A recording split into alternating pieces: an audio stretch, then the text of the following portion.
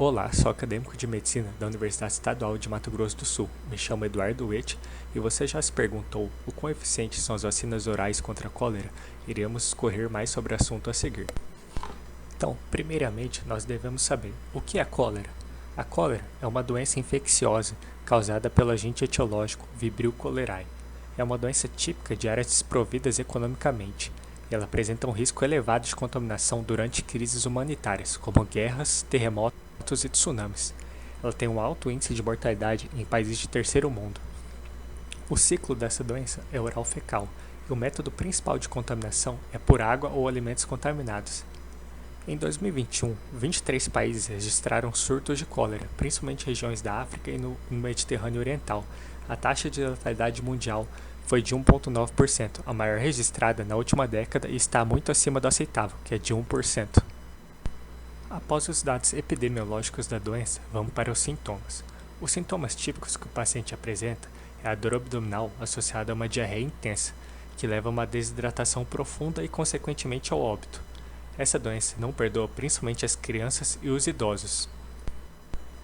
Após conhecer um pouco mais sobre a doença, irei apresentar a seguir um artigo científico que tem como objetivo responder a pergunta sobre quão efetivas são as vacinas orais contra a cólera. Irei demonstrar o porquê a evidência apresentada pode ser confiável após destrinchar a metodologia do estudo. A imagem a seguir é uma pirâmide de evidência científica, em que no topo se encontra a revisão sistemática, ou seja, esse tipo de estudo ajuda a sintetizar uma evidência disponível na literatura sobre uma intervenção, e se realizado corretamente, estudos futuros sobre o mesmo assunto irão apresentar resultados muito semelhantes, o que torna o seu resultado confiável. O estudo que irei apresentar é uma revisão sistemática que está no topo da pirâmide e é um artigo de janeiro de 2024, o mais recente disponível na literatura. Na busca de evidências, primeiramente realiza-se o PICO, que é um acrônimo para auxiliar o que de fato a pergunta da pesquisa deve especificar, sendo P a população, I a intervenção, C a comparação e O o desfecho. Na pesquisa, o PICO ficou como população, todas as faixas etárias em geral, intervenção, a vacina para a cólera, a comparação, placebo com a vacina e o desfecho, quantos pacientes desenvolveram cólera após a aplicação.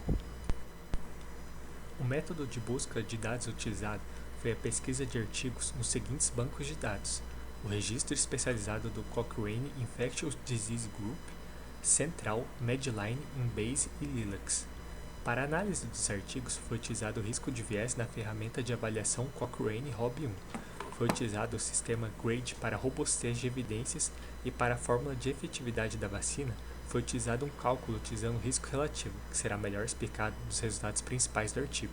Começaremos pelo sistema GRADE, que é um checklist para verificar o nível de evidência apresentado pelo artigo, sendo o GRADE 4, que representa alto nível de evidência, que significa que é improvável que trabalhos adicionais irão demonstrar resultados muito distantes dos já obtidos. A imagem à esquerda demonstra o risco de viés do artigo e a imagem à direita todo o processo de seleção dos artigos. O risco de viés ocorre quando erros sistemáticos ou limitações no delineamento, na condução ou análise de dados influenciam no resultado do artigo. O artigo com alto risco de viés levanta a suspeita de manipulação de dados para atender expectativas do pesquisador, e, em geral, não são confiáveis.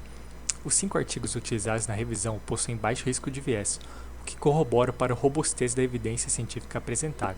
Na imagem à direita, podemos observar que inicialmente foram obtidos 1.319 registros nos bancos de dados, mas após passarem pelo processo de inclusão e exclusão dos pesquisadores, apenas 5 ensaios clínicos randomizados foram utilizados para a confecção da revisão. A seguir, temos a avaliação de heterogeneidade do estudo. Este teste procura confirmar se há diferenças genuínas subjacentes aos resultados dos testes ou se a variação é resultado apenas do acaso. Para avaliar a heterogeneidade, o teste mais empregado é do Q-quadrado. Após a aplicação do teste, foi obtido moderada heterogeneidade, que pode ser explicado por algumas diferenças na metodologia dos estudos, no que se refere no tempo de acompanhamento dos pacientes após a aplicação da vacina, o que não descredibiliza o resultado final do estudo. Adiante, irei apresentar os resultados principais. A imagem abaixo é um resumo de descobertas de 2 dos 5 artigos utilizados para a revisão. Os 2 artigos utilizaram a vacina tuporal como intervenção, apresentando risco relativo de 0,24 e intervalo de confiança de 95%. E qual o significado desses termos? O intervalo de confiança de 95% significa que ao obter uma nova amostra, o resultado em 95 de 100 vezes, o valor estará no resultado de confiança estabelecido. O risco relativo pode ser representado em valor decimal ou em um gráfico de floresta. O risco pode ser maior, igual ou menor que 1, mas afinal, o que esses valores significam? Se o risco relativo fosse maior que 1, como exemplo, 1,5, ele representaria um fator de risco, ou seja, pacientes que tomaram a vacina teriam 50% de chance a mais de desenvolver a cólera, e esse valor estaria à direita no gráfico de floresta.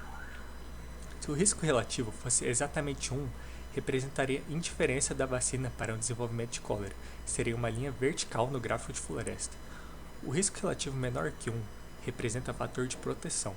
Como o resultado deu 0,24, podemos atestar que ao tomar 2 doses da vacina, o paciente possui 76% menos de chance de desenvolver a cólera. Como já foi falado anteriormente, o grade do estudo é alto, que representa alto grau de confiabilidade no resultado. Nessa imagem, temos novamente um resumo de descobertas de mais 2 artigos, porém podemos notar algumas diferenças em relação ao tempo e à vacina. A imagem passada referia ao uso da vacina do coral 2 doses com tempo de acompanhamento de 2 anos. Agora, a vacina que estamos comparando é Shanshou 2 doses com placebo com tempo de acompanhamento de 1, 2 e 5 anos. O grade de todos os artigos é alto, e a efetividade da vacina após o primeiro ano é de 37%, após os 2 anos é de 64% e após 5 anos é 80%. Termos como intervalo de confiança e risco relativo que foi utilizado para fazer o cálculo de efetividade foram explicados no slide anterior. Agora, para o último artigo, temos novamente resumo de descobertas, novamente sobre a vacina Shanshou, mas apenas uma dose dela. O grade é alto e temos que a efetividade da vacina é de 40% nos primeiros 6 meses e de 39% em 2 anos. Então, para as considerações finais, podemos sim afirmar que a vacina oral para a cólera é efetiva. Ela se apresenta como um método fácil de aplicação e transporte para áreas que sofreram algum desastre. E mesmo com a diferença de efetividade, todas as vacinas apresentam um fator protetor contra a cólera.